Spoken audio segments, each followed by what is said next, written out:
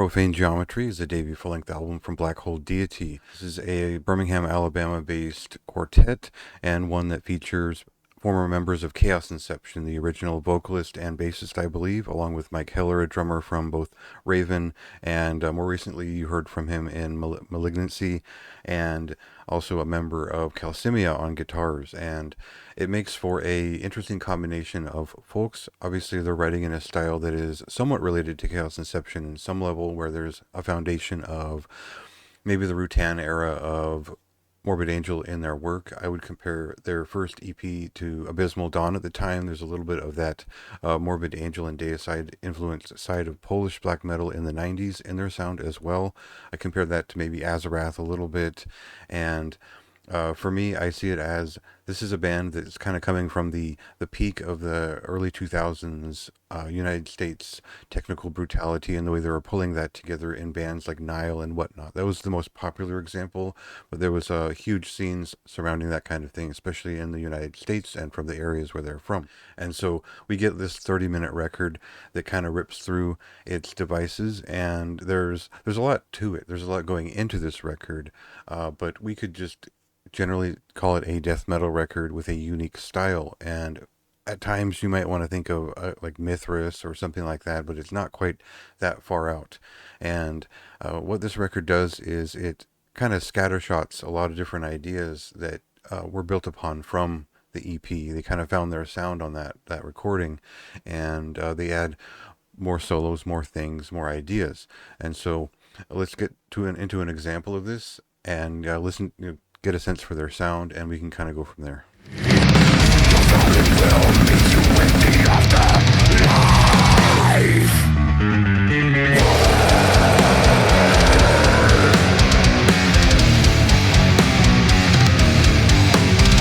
So I think the biggest problem that I had when I was reviewing their EP and now reviewing this full length is that I don't know exactly what is the knack of this band other than just fast blazing technical death metal with a little bit of a progressive touch to it.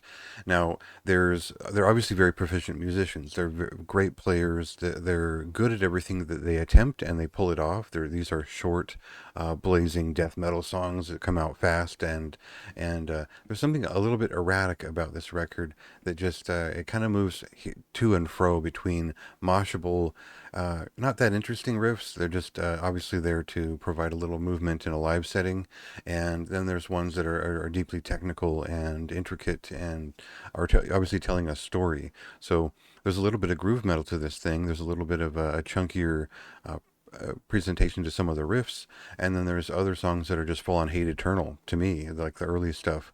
And so there's a to and fro, there's a trade-off there that it works for me, but it doesn't really. And I found that with just a half an hour to work through, it felt like an EP. It wasn't such an event that I felt like it was blowing my mind, but there's enough volatility and ideas and aggression there where it's there was a couple songs that just managed to be memorable, and I felt like, I really just have no substance to bring to what this record is, because it's pretty quick. It just rips through what it's doing, and it's enjoyable in the moment. I don't know that it has a lot of lasting value, like to sit down and repeat and listen to over and over.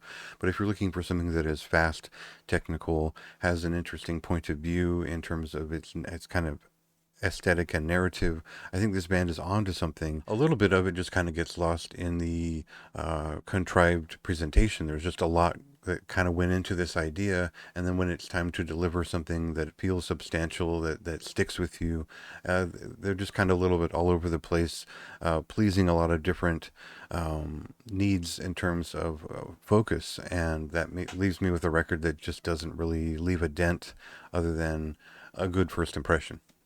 So see what you think. See if this is maybe more your style. Maybe it's just technical enough for you. Maybe it's got those moshable parts that make you excited about this kind of music, and see how that works for you and your taste.